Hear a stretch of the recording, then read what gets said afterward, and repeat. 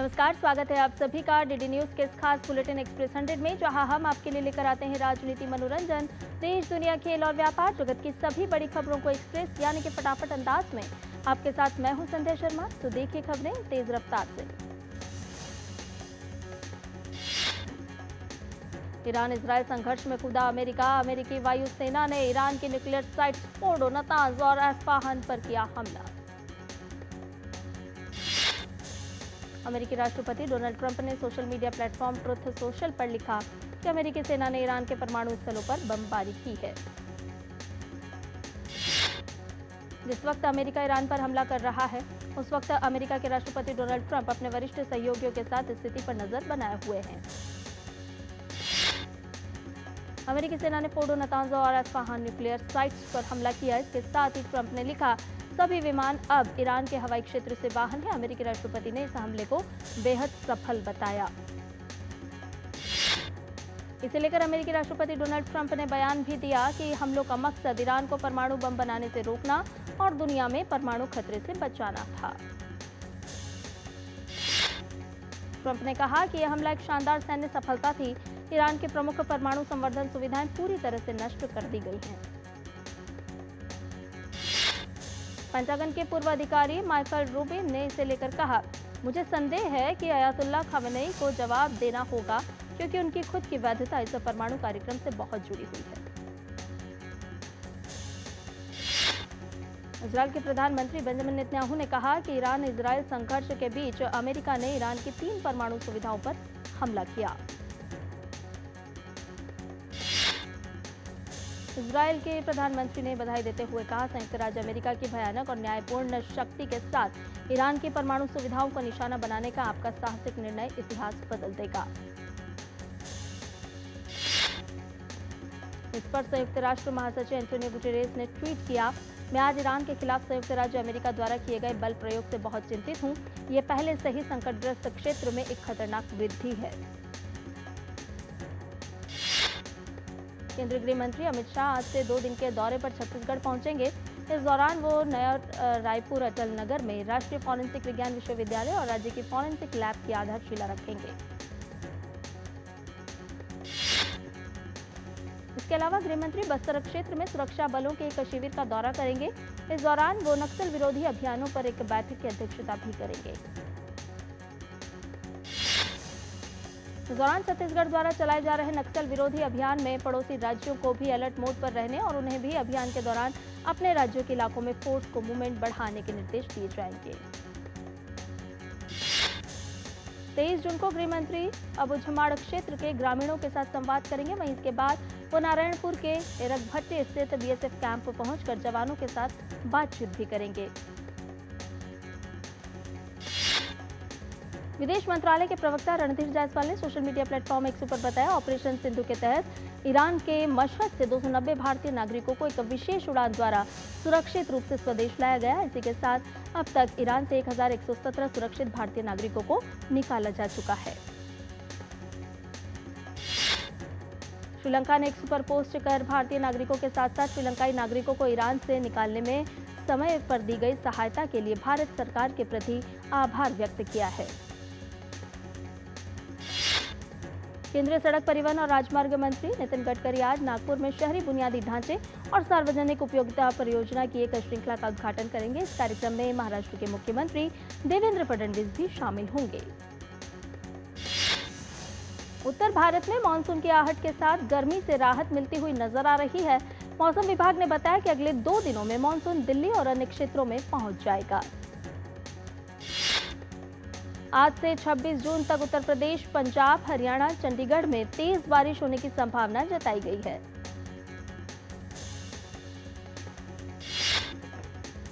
आज से 27 जून तक बिहार, झारखंड, मध्य प्रदेश, छत्तीसगढ़, पश्चिम बंगाल में वर्षा होने के साथ आंधी और बिजली गिरने की भी संभावना है।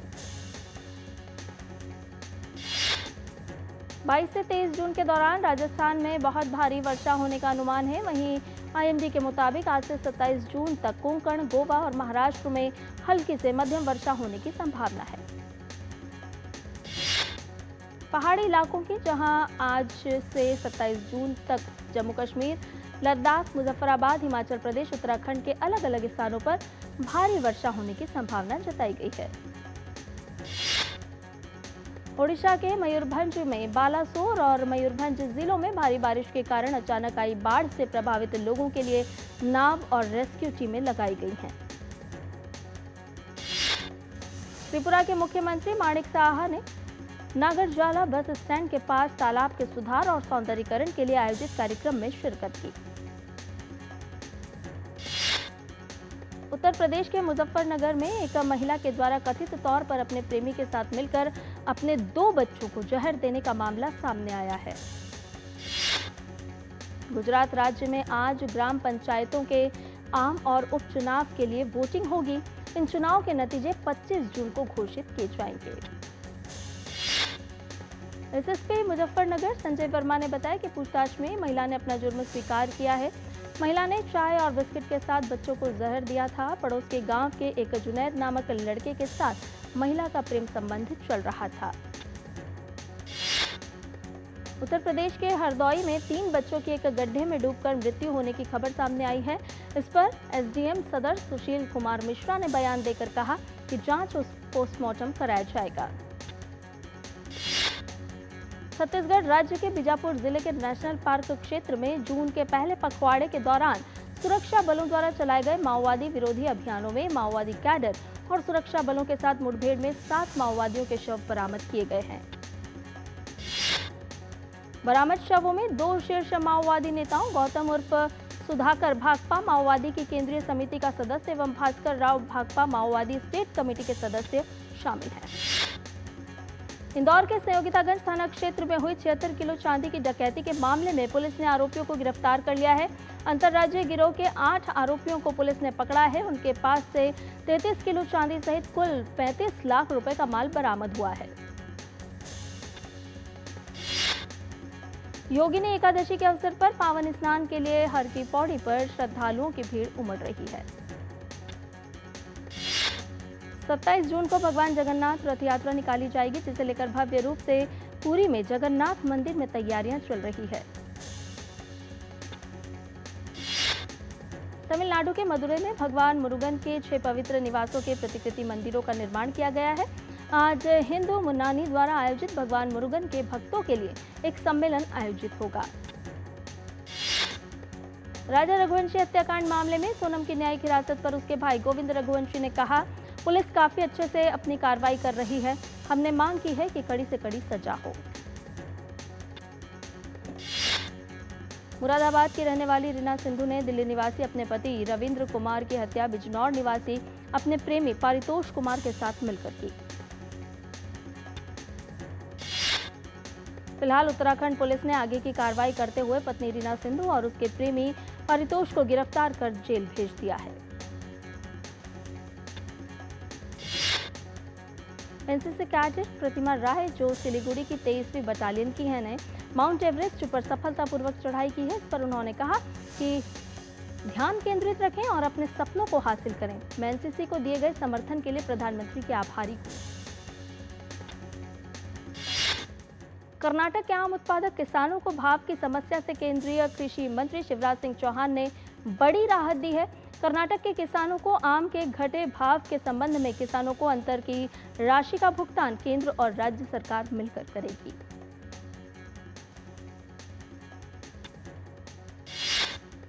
ये फैसला केंद्रीय मंत्री शिवराज सिंह चौहान और कर्नाटक के कृषि मंत्री एन चेलुवराय स्वामी के बीच वीडियो कॉन्फ्रेंसिंग के जरिए हुई बैठक में लिया गया।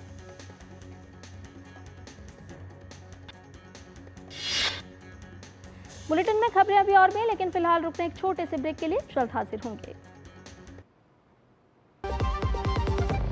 सस्ते वाले दाल मसाले स्वाद हुआ बेकार। एमडीएच की हल्दी मिर्ची धनिया करे कमाल। ये रंग दे, ये खुशबू दे, ये तीखा, ये कम पड़े। क्या निराला एमडीएच मसाला।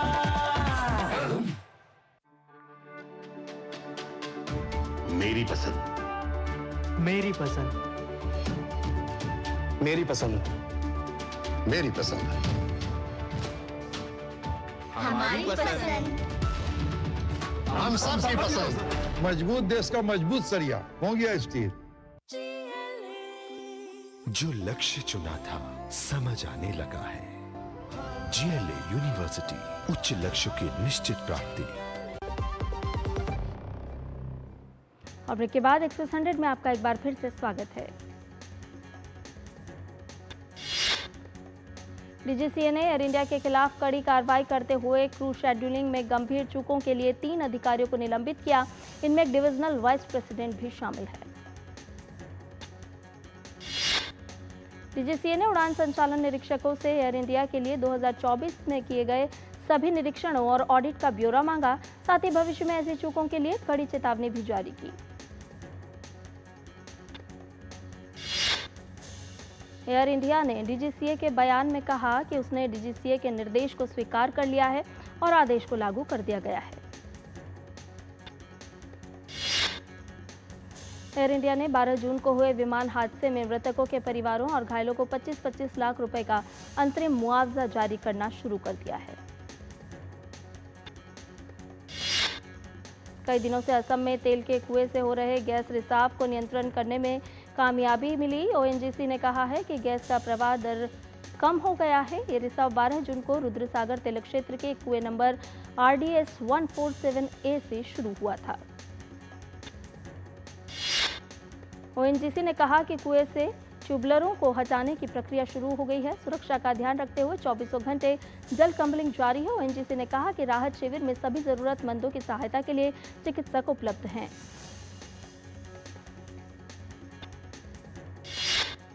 सेबी के चेयरमैन तुहिन कांत पांडे ने कहा कि नेशनल स्टॉक एक्सचेंज के लिए अपनी बहुप्रतीक्षित आईपीओ योजनाओं को आगे बढ़ाने में कोई बाधा नहीं है। सेबी के कार्यकारी निदेशक मनोज कुमार ने कहा कि सेबी म्यूचुअल फंड नियमनों में बड़ा बदलाव करने जा रही है। म्यूचुअल फंड को निवेशक केंद्रित और उद्योग के लिए अनुकूल बनाने की तैयारियों में है। भारत का म्यूचुअल फंड उद्योग AUM में 72 लाख करोड़ रुपए के पार हुआ। वहीं मासिक आईपीओ योगदान 28,000 करोड़ रुपए तक पहुंच गया है। केंद्र सरकार ने देश में रूफटॉप सोलर और डिस्ट्रीब्यूटेड रिन्यूएबल एनर्जी टेक्नोलॉजी में इनोवेशन को बढ़ावा देने के लिए 2.3 करोड़ रुपए के प्राइस पूल के साथ एक इनोवेटिव स्टार्टअप चैलेंज शुरू किया। आवेदन की अंतिम तिथि 20 अगस्त है और परिणाम 10 सितंबर को घोषित किए जाएंगे। इसमें प्रथम स्थान के तहत 1 करोड़ रुपए, दूसरे स्थान के लिए 50 लाख रुपए और तीसरे स्थान के लिए 30 लाख रुपए दिए जाएंगे। नवीन और नवीकरणीय ऊर्जा मंत्रालय के बयान के अनुसार विजेताओं को MNRE और NISC द्वारा इंक्यूबेशन सपोर्ट, प्रायोगिक तौर पर कार्यान्वयन के अवसर और डोमेन एक्सपर्ट्स और निवेशकों से मार्गदर्शन मिलेगा। आयकर विभाग द्वारा जारी नवीनतम आंकड़ों के अनुसार चालू वित्त वर्ष में 19 जून तक सकल प्रत्यक्ष कर संग्रह 4.86% बढ़कर 5.45 लाख करोड़ रुपए हुआ। आधिकारिक आंकड़ों के अनुसार सरकार ने 19 जून तक 86,385 करोड़ रुपए का प्रत्यक्ष कर रिफंड जारी किया है, जो 2024-25 की इसी अवधि की तुलना में 58.04% की वृद्धि है। मई 2025 के लिए भारत का सकल वस्तु एवं सेवा कर यानी कि GST संग्रह 2.01 लाख करोड़ रुपए तक पहुंच गया है, जो कि मई 2024 में एकत्र 1.72 लाख करोड़ रुपए की तुलना में 16.4% की वृद्धि को दर्शाता है। वित्त वर्ष 2025 की चौथी तिमाही में पूरे भारत में आवास मूल्य सूचकांक में 3.1% की वृद्धि दर्ज की गई, जो पिछले तिमाही के समान गति को बनाए रखने को दर्शाता है। श्रम और रोजगार मंत्रालय द्वारा जारी आंकड़ों के अनुसार कृषि श्रमिकों और ग्रामीण श्रमिकों के लिए अखिल भारतीय उपभोक्ता मूल्य सूचकांक पर आधारित मुद्रास्फीति दर सालाना आधार पर इस साल मई में घटकर क्रमशः 2.84% और 2.97% रहा। मई के दौरान खाद्य मुद्रास्फीति घटकर 0.99% रही, जो मुख्य रूप से दालों, सब्जियों, फलों, अनाज, घरेलू सामान और सेवाओं, चीनी और अंडों की मुद्रास्फीति में गिरावट के कारण हुई।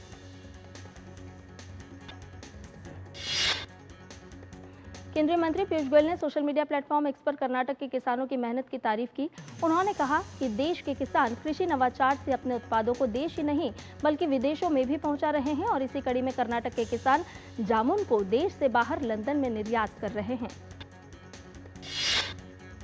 केंद्रीय मंत्री ने जानकारी साझा करते हुए लिखा कि कर्नाटक के खेतों से लेकर लंदन के घरों तक पहली बार ताजे जामुन निर्यात किए गए हैं, जिससे हमारे मेहनती किसानों के लिए बाजार का विस्तार हुआ है। NSDL के आंकड़ों के अनुसार बीते हफ्ते में विदेशी निवेशकों ने भारतीय बाजारों में 1,209 करोड़ रुपए का निवेश किया है। वहीं निवेशकों ने 20 जून तक बाजार से 4,192 करोड़ रुपए निकाले हैं। भारतीय एयरलाइन इंडिगो ने गाजियाबाद के हिंडन एयरपोर्ट से कई नई फ्लाइट शुरू की। इंडिगो ने देश के 8 प्रमुख शहरों के लिए हिंडन एयरपोर्ट से सप्ताह में 70 से ज्यादा फ्लाइट शुरू की है। बिजली कंपनी NTPC के निदेशक मंडल ने घरेलू बाजार में निजी नियोजन के तहत NCD या बॉन्ड जारी कर 18,000 करोड़ रुपए तक जुटाने के प्रस्ताव को दी मंजूरी। कोलंबिया विश्वविद्यालय के पूर्व छात्र और फिलिस्तीनी कार्यकर्ता महमूद खलील लुइसियाना के हिरासत में केंद्र से छूटकर घर पहुंचे। उन्हें 3 महीने से अधिक समय तक हिरासत में रखा गया था। महमूद खलील ने घर पहुंचने के बाद कहा कि वो गाजा में इजराइल द्वारा किए जा रहे हमलों के खिलाफ अपना विरोध जारी रखेंगे। खलील ने आरोप लगाया कि अमेरिका की सरकार इस नरसंहार को वित्त पोषित कर रही है और कोलंबिया विश्वविद्यालय इस नरसंहार में निवेश कर रहा है। German research centre for geosciences के अनुसार जापान के होक्काइडो तट पर 6 तीव्रता का भूकंप आया। भूकंप 10 किलोमीटर की गहराई पर था। नाइजीरिया के उत्तर पूर्वी बोर्नो राज्य में मछली बाजार में एक संदिग्ध महिला आत्मघाती हमलावर में कम से कम 12 लोगों की मौत और कई अन्य लोग हुए घायल। ट्यूनीशिया की एक अदालत ने राष्ट्रपति कैस सईद के कटु आलोचक पूर्व राष्ट्रपति मोंसेफ माज़ोर्की को राज्य की सुरक्षा को कमजोर करने के आरोप में 22 साल की सजा सुनाई है। मोंसेफ माज़ोर्की को तीसरी बार सजा सुनाई गई है। पिछले साल एक अदालत ने विभिन्न मामलों में 8 साल और 4 साल की सजा सुनाई थी। बेलारूस के राष्ट्रपति अलेक्जेंडर लुकाशेंको की अमेरिकी दूत कीथ केलॉग के साथ मुलाकात के बाद विपक्ष के प्रमुख नेता सियारहित सिखानोस्की को जेल से किया गया रिहा। सियारहित सिखानोस्की को 2020 के राष्ट्रपति चुनाव में लुकाशेंको को चुनौती देने की योजना के चलते जेल भेजा गया था। उनकी गिरफ्तारी के बाद उनकी पत्नी ने चुनाव लड़ा और पूरे देश में भारी समर्थन जुटाया। इजरायल ने लड़ाकू विमानों की मदद से ईरान की रिवॉल्यूशनरी गार्ड्स की वायुसेना के दूसरी ड्रोन इकाई के कमांडर अमीन फरजुडाकी को मार गिराया। इजरायल की वायुसेना ने कहा कि वो लगातार दक्षिण पश्चिम ईरान के सैन्य ठिकानों पर हमले कर रही है। इजरायल रक्षा बल के chief of staff lieutenant general AR Zamir ने कहा है कि ईरान के कुर्द बलों के फिलिस्तीनी कोर के प्रमुख सईद इजादी मारा गया है। लेफ्टिनेंट जनरल एआल जामिर ने कहा कि सईद इजादी उन लोगों में से एक था जो 7 अक्टूबर के नरसंहार की योजना बनाने और उसे अंजाम देने में शामिल थे। उसके हाथों पर हजारों इजरायली नागरिकों का खून था। इटली के सिसिली द्वीप के पास पिछले साल समुद्र में डूबी ब्रिटिश झंडा लगी लग्जरी सुपरयाट बेजियन को समुद्र से पूरी तरह बाहर निकाल लिया गया है। 56 मीटर लंबी इस शानदार याट को 3 दिनों तक सावधानीपूर्वक समुद्र की गहराई से धीरे धीरे ऊपर लाया गया। TMC मैरिटाइम नाम की कंपनी ने इस रेस्क्यू ऑपरेशन को अंजाम दिया 3 दिनों में। याट को अब जांच के लिए पास के बंदरगाह टर्मिनी मैरी से ले जाया गया। याट के डूबने से ब्रिटेन के मशहूर टेक व्यवसायी माइक लिंच समेत 7 लोगों की मौत हो गई थी। यूक्रेन के राष्ट्रपति व्लादिमीर ज़ेलेंस्की ने कहा कि हाल के आदान प्रदान में रूस ने अपने 20 सैनिकों के शव यूक्रेन भेज दिए हैं।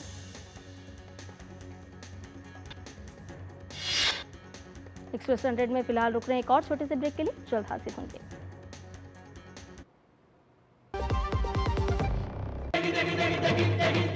MDH की देगी मिर्च, देगी मिर्च का तड़का, अंग अंग फड़का। MDH की देगी मिर्च। सुनो, एक अच्छी इंश्योरेंस एक पॉलिसी। अच्छी इंश्योरेंस पॉलिसी एआई से पूछते हैं।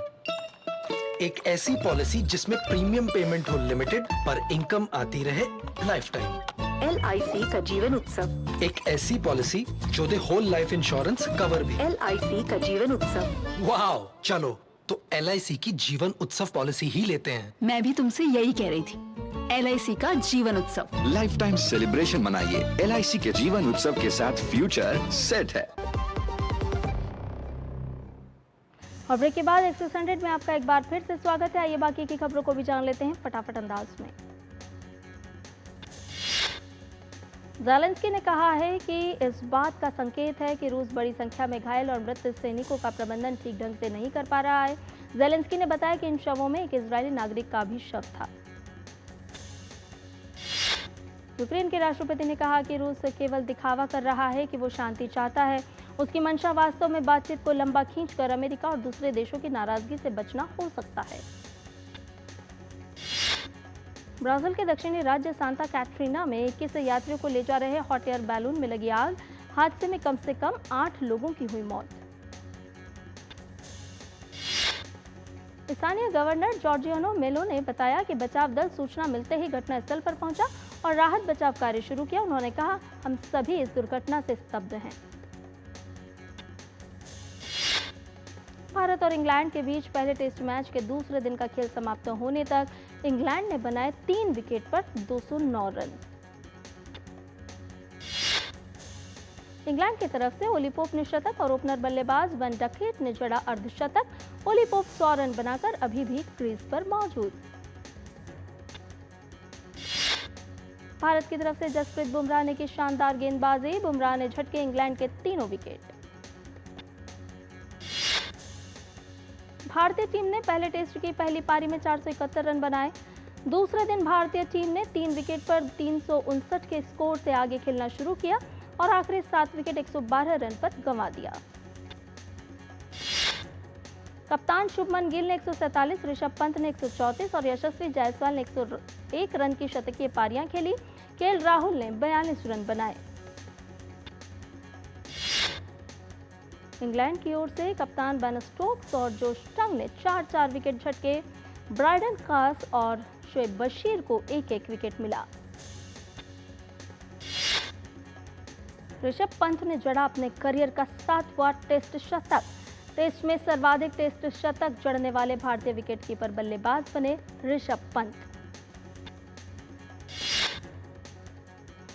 ऋषभ पंत ने शतक पूरा करने के साथ ही पूर्व भारतीय कप्तान महेंद्र सिंह धोनी को पछाड़ा। धोनी ने 90 टेस्ट की 144 पारियों में 6 शतक लगाए थे, जबकि पंत ने 60 टेस्ट शतक तक पहुंचने के लिए ली मात्र 44 टेस्ट की 76 पारियां। इंग्लैंड में यह ऋषभ पंत का तीसरा शतक भी है, जो कि किसी भी विदेशी विकेटकीपर बल्लेबाज द्वारा सर्वाधिक है। इंग्लैंड में किसी भी विदेशी विकेटकीपर बल्लेबाज ने एक से अधिक टेस्ट शतक नहीं लगाया है। एंडरसन तेंदुलकर ट्रॉफी के पहले टेस्ट में ऋषभ पंत ने 178 गेंदों पर 134 रनों की पारी खेली, जिसमें 6 छक्के शामिल थे। पंत ने अपने टेस्ट करियर की एक पारी में सर्वाधिक छक्के लगाने का कीर्तिमान भी अपने नाम किया। भारत की महिला हॉकी टीम शनिवार को एंटवर्प में FIH हॉकी प्रो लीग में बेल्जियम से 1-5 से हार गई। भारत की ओर से दीपिका ने 6ठे मिनट में गोल कर टीम को शुरुआती बढ़त दिलाई, लेकिन बेल्जियम ने जोरदार वापसी करते हुए मैच में एक तरफा जीत दर्ज की। भारतीय महिला हॉकी टीम रविवार शाम 4:30 बजे बेल्जियम से भिड़ेगी। भारत के ओलंपिक स्वर्ण पदक विजेता भाला फेंक एथलीट नीरज चोपड़ा ने एक बार फिर विश्व मंच पर अपना लोहा मनवाया। उन्होंने पेरिस के शार्लेटी स्टेडियम में आयोजित डायमंड लीग मीट में शानदार प्रदर्शन करते हुए 2 साल बाद अपना पहला डायमंड लीग खिताब जीता। नीरज चोपड़ा ने पेरिस डायमंड लीग में 8 साल बाद वापसी की है। नीरज ने अपने पहले ही प्रयास में 88.16 मीटर दूर भाला फेंककर बढ़त बना ली, जो अंत तक कायम रही और उन्हें विजेता घोषित किया गया।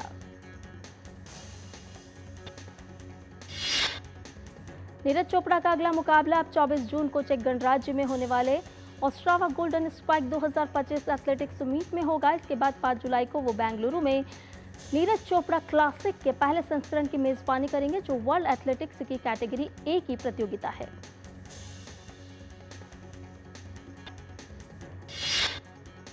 और एक्सप्रेस न्यूज में फिलहाल इतना ही। मुझे दीजिए अनुमति। नमस्कार।